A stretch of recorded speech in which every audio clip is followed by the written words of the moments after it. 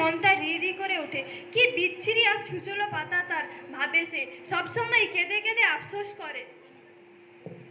ছি ছি ছি, এমন বলা, পাতা সাবধান রে করা, সরাত ছড়াত। উহু বর্ষা ভালো, খোঁচা দেয় রক্ত ঝলক। হাই গো বনের পরি, তোমারে আবার সরি, করুণা করো বাচ্চা গাছের পরে। এমন সময় পথ দিয়ে যাচ্ছিল বনের পরী। ওর কান্না শুনে থমকে দাঁড়ালো সে। জিজ্ঞেস করলো, কি হয়েছে আমার ছোট্ট পরিমাণটা গাছ, কাঁদছো কেন? তুমি এসেছো বনের পরি, তোমার পায়ে পড়ি, আমার এই বিতে কিচ্ছিরি পাতাগুলি তুমি পাল্টে দাও। পাতা পাল্টাতে চাও? বেশ, কিরকম পাতা চাও তুমি বলো। তুমি আমায় খুব সুন্দর সোনার পাতা করে দাও। সোনার পাতা? বেশ, তথাস্তু। এই বলে বনের পরী অদৃশ্য হয়ে গেল। আর কি আশ্চর্য, সেই মুহূর্তে বাচ্চা পরিমাংসা গাছের কাটা ভরা পাতা মিলিয়ে গিয়ে সেখানে গজিয়ে উঠল ঝলমলে সোনার পাতা। বাচ্চা গাছটি তো মহা খুশি, আনন্দে ডগমগ। এমন সময় সেখানে উপস্থিত হলো কানে জবা ফুল গজা বাবরিওয়ালা একদল ডাকাত। ওই ডাকাত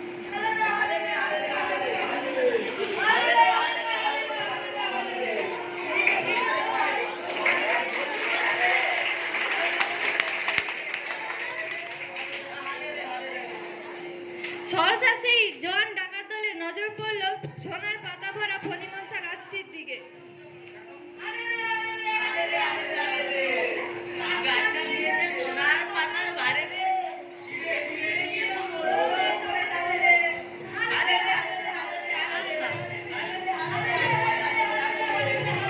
বলতে দেরি আছে, কিন্তু নিতে দেরি নেই। নিমেষ মধ্যে ডাকাতেরা সব সোনার পাতা ছিঁড়ে নিয়ে পোটলা বেঁধে ওকে একেবারে ন্যাড়া করে রেখে গেল।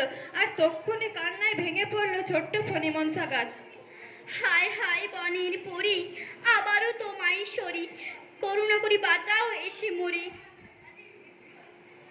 কি হয়েছে গো, কি হয়েছে গো, আমার ছোট্ট পরিমাণটা গাছ, কাঁদছো কেন? তুমি এসেছো বনের পরি, তোমার পায়ে পড়ি, আমার এই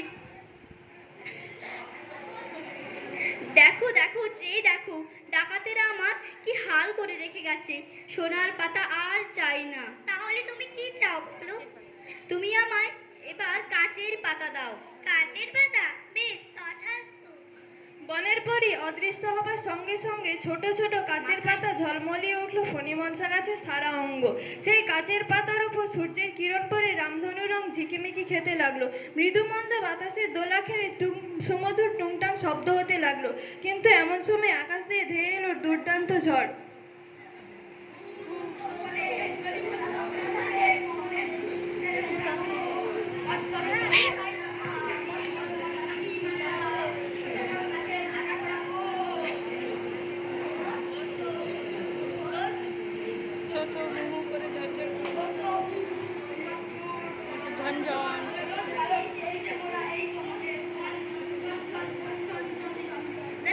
ভয়ানক ঝড়ে কিছুক্ষণের মধ্যে ফণিমনসা গাছে কাচের পাতা সমস্ত ধাক্কা খেয়ে গুঁড়ো গুঁড়ো হয়ে চারিদিকে ছড়িয়ে পড়ে গেল।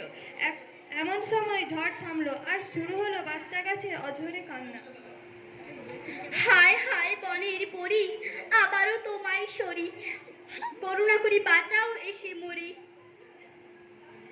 আবার কি হলো গো আমার ছোট্ট মেয়ে? তুমি এসেছো বনের পরি, দেখো দেখো, চেয়ে দেখো, গাছ ফাছ আর চাই না। তাহলে তুমি কি চাও? তুমি এবার আমায় পালং শাকের মতো সুন্দর সবুজ কচি পাতা করে দাও।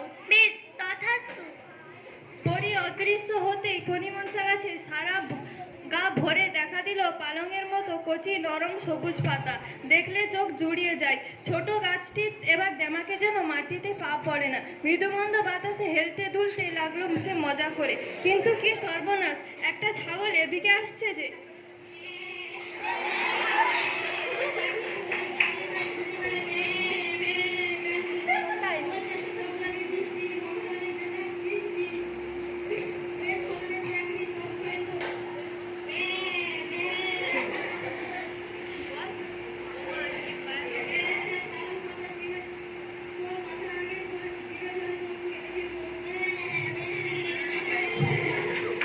তারপর কিছুক্ষণের মধ্যে ছাগলটা কচি কচি পাতাগুলোকে কচকচ করে খেয়ে ফেললো।